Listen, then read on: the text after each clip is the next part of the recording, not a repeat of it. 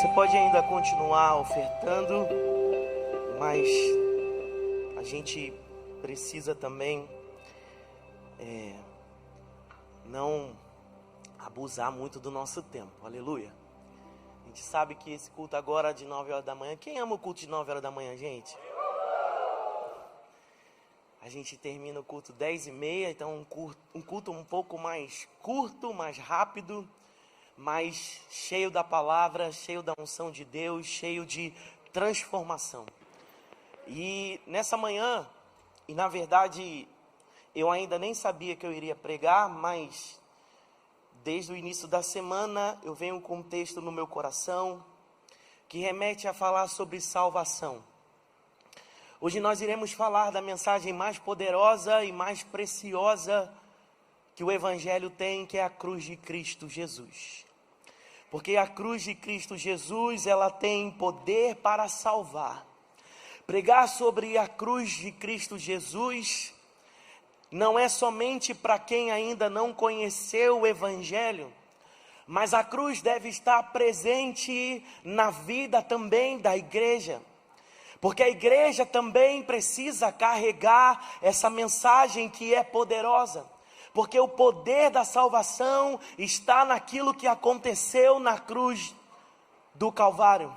Porque foi pela morte de Cristo Jesus que nós recebemos a vida e a vida eterna.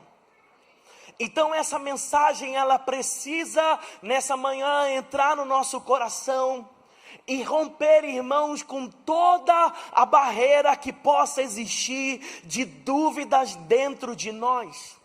Com todo o sentimento de estar se esperando dessa terra aquilo que somente a eternidade pode nos dar, porque paz, alegria, regozijo só pode ser encontrado na pessoa de Jesus Cristo e a obra que Ele realizou na cruz do Calvário. Porque se nós não amarmos a mensagem da cruz, nós seremos enganados por qualquer ideia e proposta humana.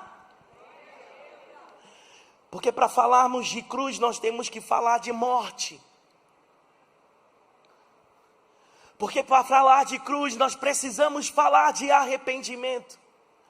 Para falar de cruz, eu preciso falar de mudança. Para falar de cruz, eu preciso falar de ressurreição.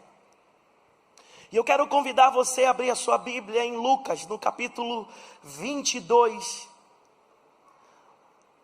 a partir do verso 44.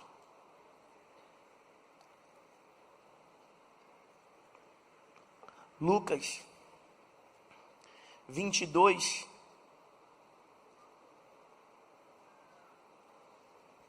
no verso 44. O texto diz assim: E estando em agonia, orava mais intensamente.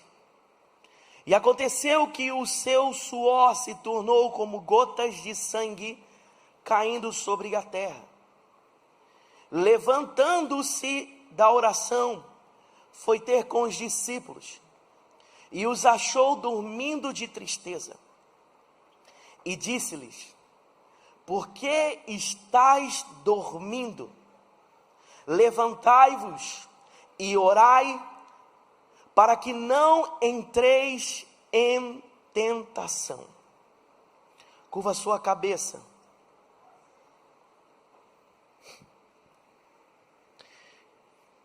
Precioso Jesus, nós oramos nessa manhã a Ti, clamando por Sua presença nesse lugar. Clamando ao Pai para que a mensagem da cruz entre no nosso coração, no nosso entendimento, Senhor. Clamando ao Pai para que famílias aqui venham ser restauradas, vidas venham ser restauradas. Pai, abra o nosso entendimento daquilo que o Senhor fez na cruz do Calvário.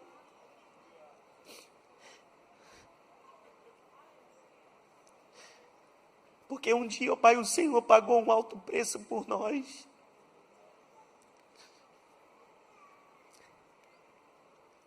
Abra o nosso entendimento, Senhor.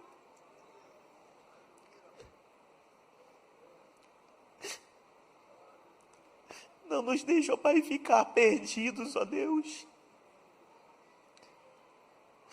Nós não queremos ser egoístas. Nós não queremos estar na igreja e estarmos perdidos.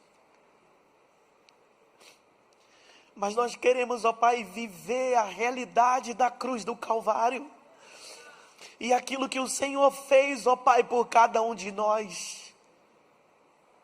Que essa realidade, ó Pai, do seu amor, da sua graça, do seu favor, alcance os nossos corações, nos tornando parecidos com o Senhor, nos tornando, ó Pai, parecidos com o que o Senhor é, com aquilo que o Senhor tem, nos fazendo, ó Pai, sermos a imagem, a semelhança, ó Pai, do Senhor. Pai, no nome de Jesus, nós oramos para que essa mensagem rasgue esse lugar nessa manhã, rasgue o coração da sua igreja, que precisa novamente falar da cruz do Calvário, falar do poder da mensagem do Evangelho de Cristo Jesus.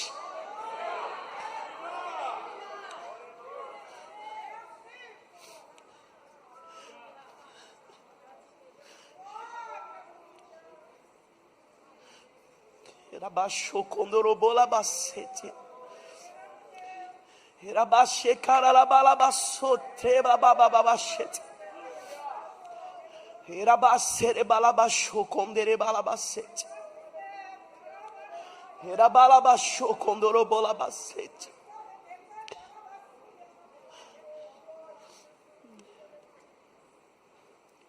No nome de Jesus.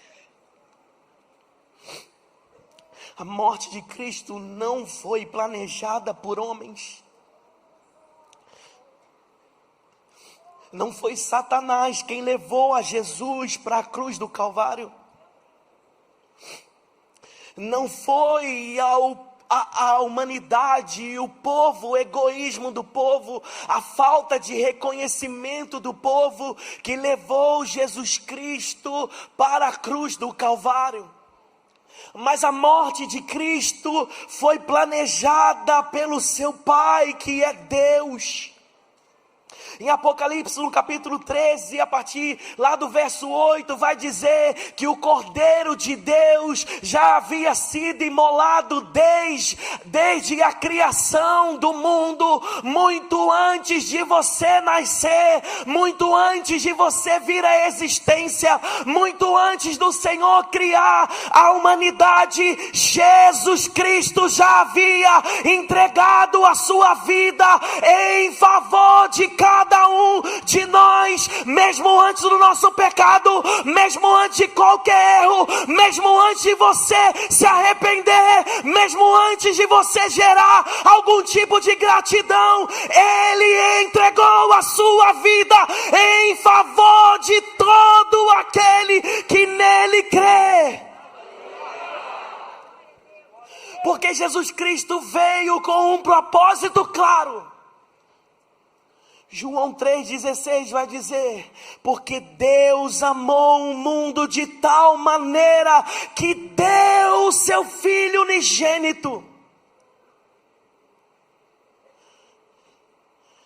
não para alguns, mas para todo aquele que nele crê, não pereça, mas tenha a vida eterna. Que amor é esse? Amor que não se pode mensurar ou medir. Amor que foi capaz de abrir mão da sua glória. Amor que foi capaz de abrir mão de tudo que era. Ele se fez homem, veio morar entre nós. E o Senhor está dizendo: eu dei o meu Filho unigênito.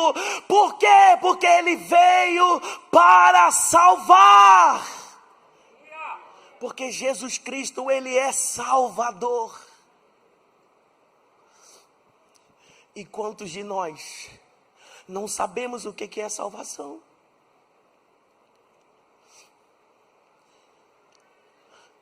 Porque a primeira coisa que a salvação te faz é te dar a eternidade. Mas a salvação não é só a eternidade. Porque a Bíblia diz que a eternidade nós vivemos agora. Você já está vivendo a eternidade, porque se você tivesse consciência de eternidade, você já estaria trazendo o céu para a terra, e não estaria esperando chegar no céu, mas já estaria vivendo as realidades do céu na terra, porque você tem acesso a isso. E por não sabermos o que é ser salvo, por não sabermos o que é viver eternamente, nós estamos vivendo pelos bens materiais, nós estamos vivendo pela paz que é passageira, nós estamos vivendo por alegrias momentâneas, e estamos nos esquecendo que o Senhor nos chamou para a eternidade.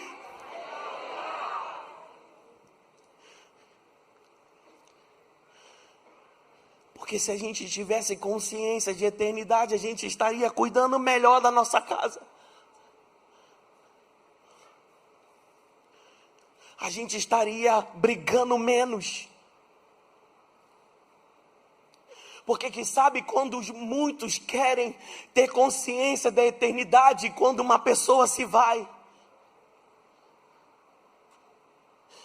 e o Senhor não te chamou para você conhecer a eternidade em túmulos, porque Ele morreu para que nós tenhamos vida, e vida em abundância.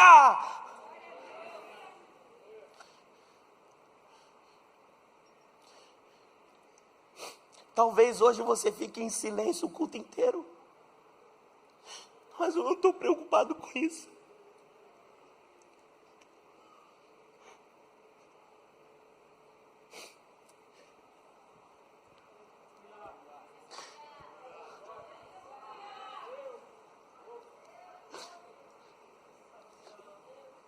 Porque o meu desejo, irmão, é que a gente aprenda a viver como pessoas eternas. Que nós sejamos uma igreja preocupada com aquilo que Jesus está preocupado.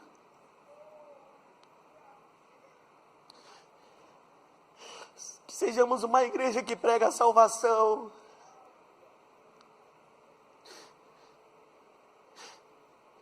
Que está preocupada com os perdidos. Uma igreja que reconcilia, não que afasta.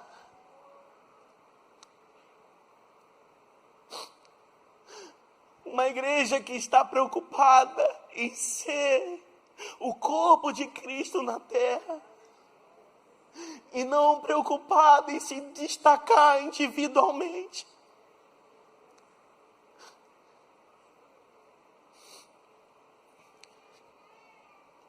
Em Efésios capítulo 2, no verso 8, vai dizer: porque pela graça sois salvo, mediante a fé, e isso não vem de vós, é dom de Deus. A graça de Deus está disponível para salvar todo aquele que nele crê. Não importa qual seja o passado ou o tamanho da desordem que alguém possa estar.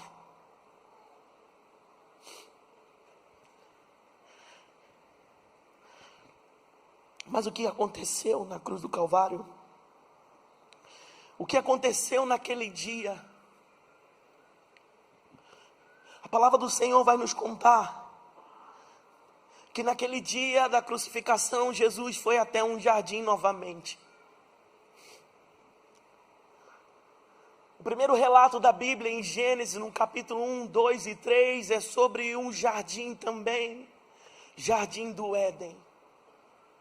Mas foi nesse jardim em que o homem pecou, e trouxe para a humanidade o pecado e uma vida condenada.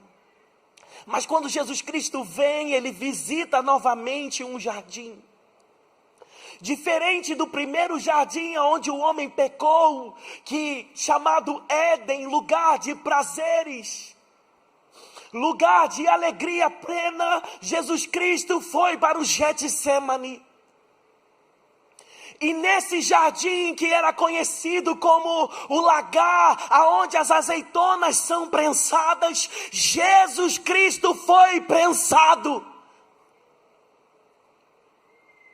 Lucas, que era um médico, conhecedor dos efeitos humanos que dores pode ocasionar, ele diz que a agonia de Cristo foi tão grande no jardim do Getsemane, que o seu suor era como gotas de sangue.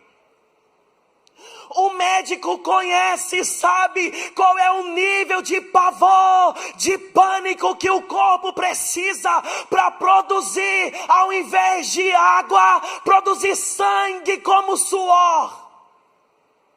E o que está acontecendo com Jesus no Getsemane? Aquilo que foi dito pelo profeta Isaías, certamente ele levou sobre si toda a nossa angústia, todo o nosso peso, todo o nosso pecado, toda a nossa doença, toda a nossa iniquidade, toda a maldição, ele levou sobre si.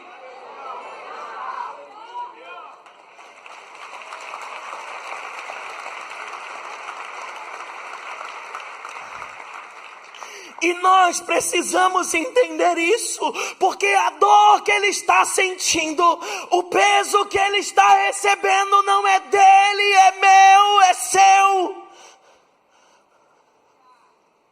O choro dele é seu, a angústia dele é nossa. Jesus está sendo prensado como uma azeitona até que saia azeite. A ira de Deus caiu sobre Jesus, para que a gente não experimente a ira de Deus. Ele pagou o preço do pecado, para que a gente não precise pagar esse preço mais. E por que viver uma vida como se nós ainda fôssemos escravos? Por que viver uma vida de condenação longe de Jesus? Porque salvação não é por boas obras.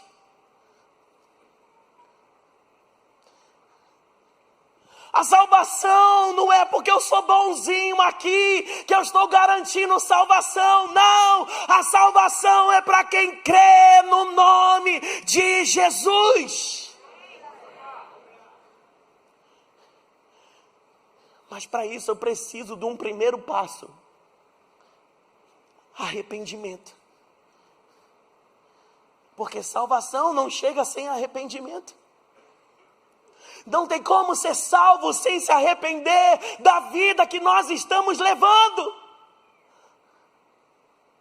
Não tem salvação sem abandonar o passado. Porque tem gente, irmãos, que acha que Deus aprova o pecado.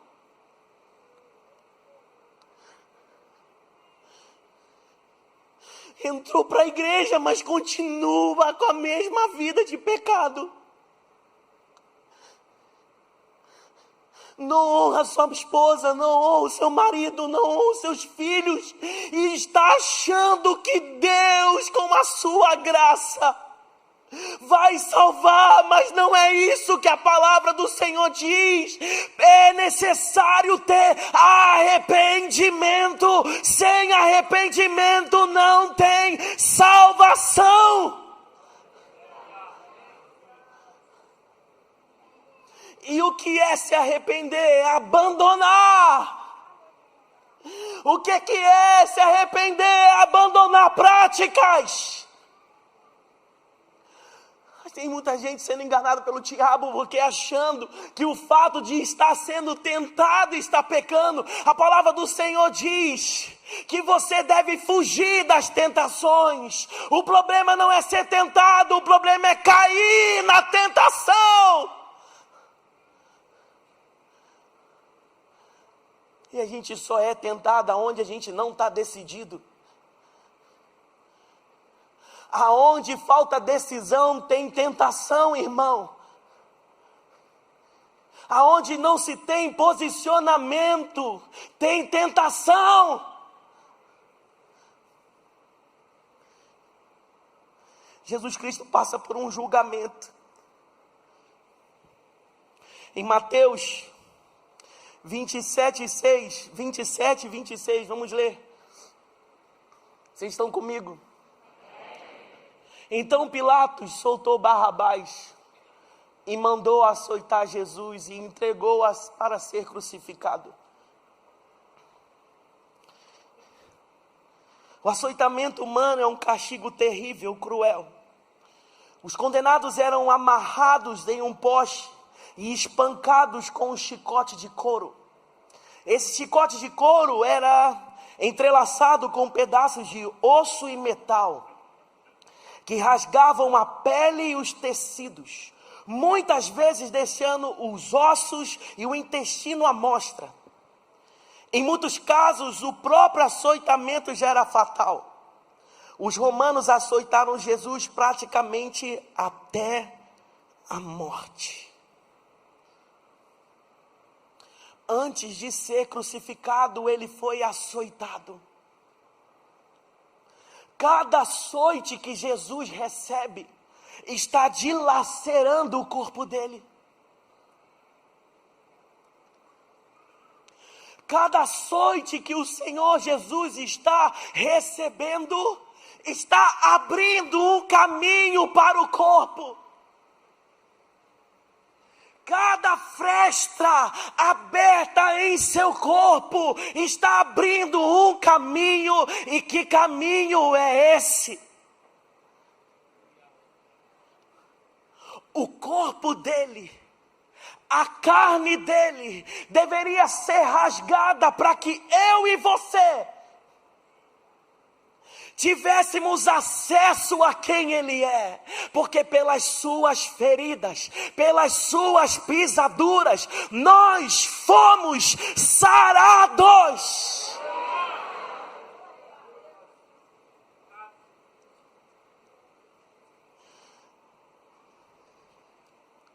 Mas em meio a tudo isso,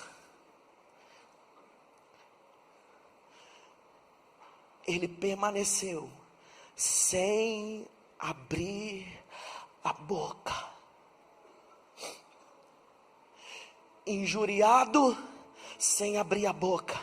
Blasfemado, sem abrir a boca. Injustiçado, sem abrir a boca.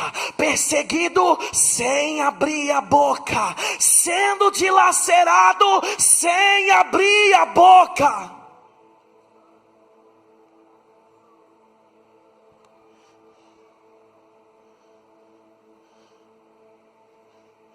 Porque ele havia dito uma frase: Senhor, não faça a minha vontade, faça a sua vontade. Eu não sei se um dia você falou isso para ele. Faça a sua vontade. Porque se um dia você falou isso, não abra a boca para reclamar.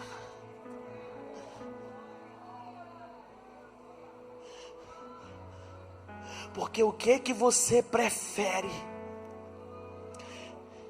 Continuar reclamando e ele tirar a mão da sua vida? ou você entender que Ele te dá poder na sua fraqueza para suportar,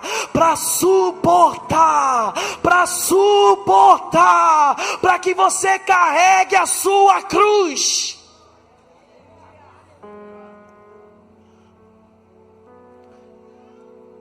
Porque o evangelho poderia ser assim. Não precisa carregar mais cruz, não. Vive a sua vida aí sem se preocupar. Não precisa ter compromisso com a igreja, não. Pode fazer o que você quiser. Pode continuar indo para a baladinha. Pode continuar bebendo a sua bebidinha escondido. Pode continuar enganando pessoas. Porque importa é a aparência. O que importa é o que as pessoas estão vendo pelo lado de fora. Mas não é esse o evangelho da cruz. O evangelho continua sendo: pegue a sua cruz, carregue ela, renuncie, aguarde com esperança, porque Ele já está vindo.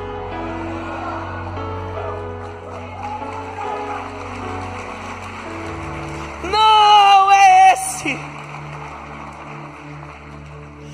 é esse o evangelho de faz de contas, mas o evangelho real é um evangelho de renúncias, sem abrir a boca, sem reclamar.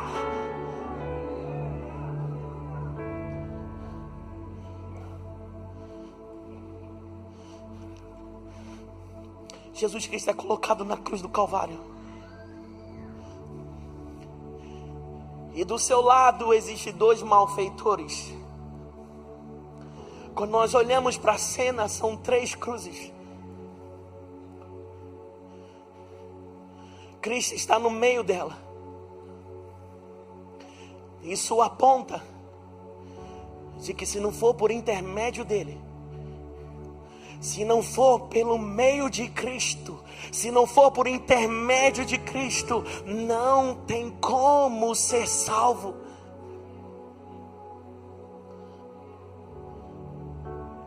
Em Lucas 23, no verso 40, vai dizer assim: respondendo-lhe porém o outro, porque existiam 2 malfeitores, um ficou zombando de Jesus, falando: vai fazer alguma coisa para você se salvar? Não!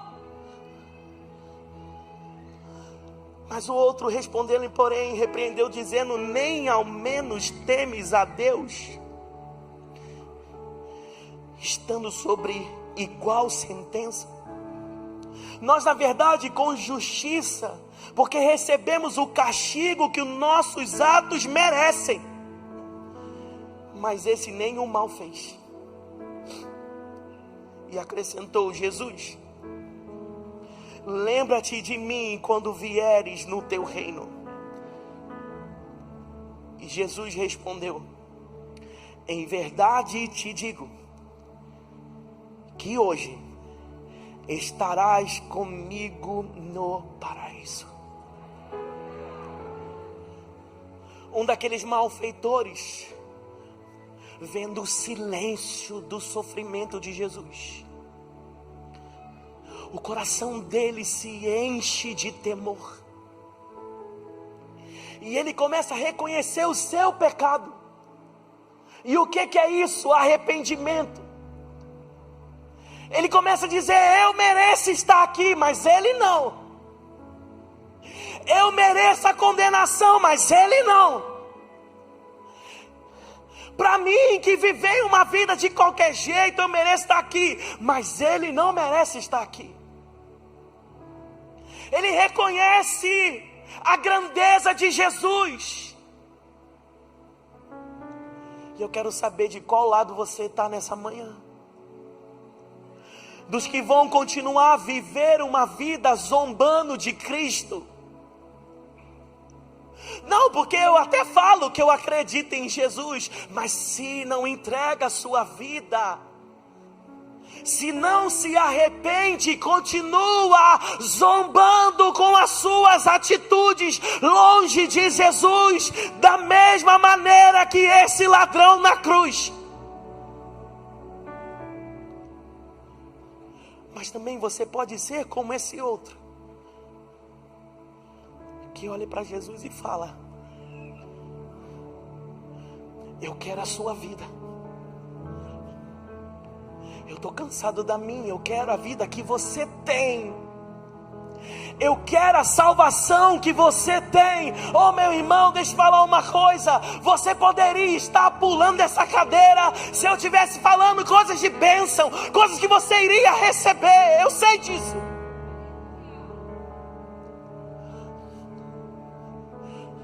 Mas essa mensagem é para entrar no seu coração hoje, nessa manhã, para que você, ao se levantar dessa cadeira e ir para sua casa, viver como alguém que tem eternidade dentro de si.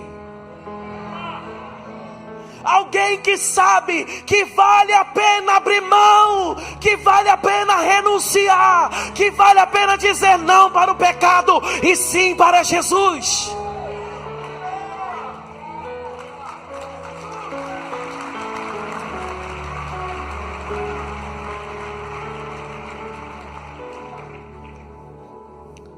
Há mais ou menos 14 anos atrás, eu estava numa escola de adoração, e naquele ambiente, o pregador era o Juliano Som, e ele leu um texto que marcou a minha vida para sempre. E esse texto é um texto de um médico que faz um relato sobre a morte de Cristo Jesus.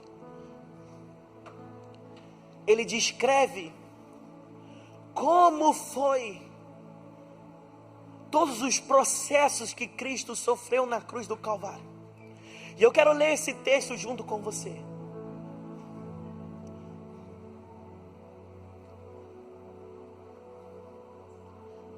E quando eu estiver lendo, eu gostaria que você fechasse seus olhos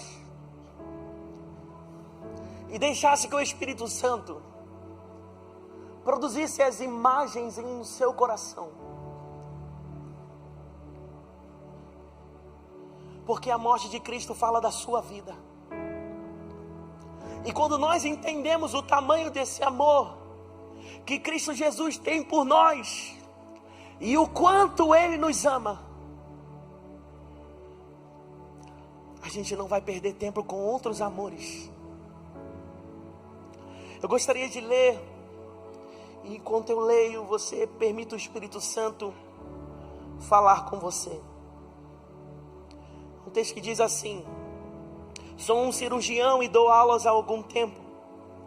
Por 13 anos vivi na companhia de cadáveres, e durante a minha carreira estudei anatomia a fundo. Posso, portanto, escrever sem presunção a respeito da morte como aquela. Jesus entrou em agonia no Getsêmani e o seu suor tornou-se como gotas de sangue a escorrer pela terra. O único evangelista que relata o fato é o médico Lucas, e ele faz com a precisão de um clínico. O suar sangue ou hemaditrose é um fenômeno raríssimo. É produzido em condições excepcionais. Para provocá-lo é necessário uma fraqueza física, acompanhada de um abatimento moral violento, causado por uma profunda emoção e por um grande medo. O terror, o susto, a angústia terrível de sentir-se carregando todos os pecados dos homens deve ter esmagado Jesus. Tal tensão extrema produz o rompimento de finíssimas veias capilares que estão sobre as glândulas sudoríparas. O sangue se mistura com o suor e se concentra sobre a pele, e então escorre pelo corpo até a terra. Conhecemos a farsa do processo preparado do Sinédrio hebraico.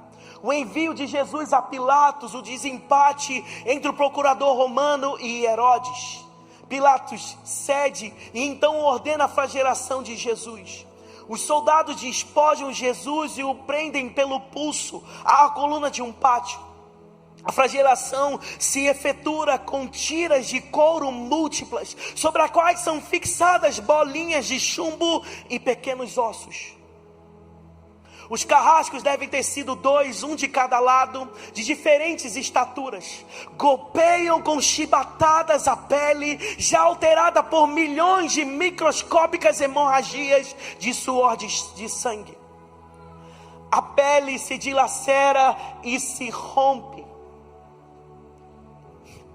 A cabeça de Jesus fica como uma vertigem. A cada golpe, Jesus reage com um sobressalto de dor. As forças se esvaem, um suor frio lhe impregna a fonte. A sua cabeça gira como uma vertigem de náusea. Calafrios escorrem ao longo das costas. Se não tivesse preso pelos pulsos, cairia em uma poça de sangue. Depois do escárnio da coroação, com longos espinhos, mais duros do que de acácia, os algozes entrelaçaram uma espécie de capacete e aplicam-a sobre a cabeça. Os espinhos penetram o couro cabeludo, fazendo-o sangrar. Pilatos, depois de ter se mostrado aquele homem dilacerado, a multidão feroz o entrega para ser crucificado. Colocam sobre os ombros de Jesus o grande braço horizontal da cruz, que pesa cerca de 50 quilos. A estaca vertical está plantada sobre o Calvário. Jesus caminha com os pés descalços sobre um terreno irregular cheio de pedras. Os soldados puxam com as cordas. O percurso é de cerca de 600 metros. Jesus, fatigado, arrasta o pé após o outro, frequentemente cai sobre os joelhos.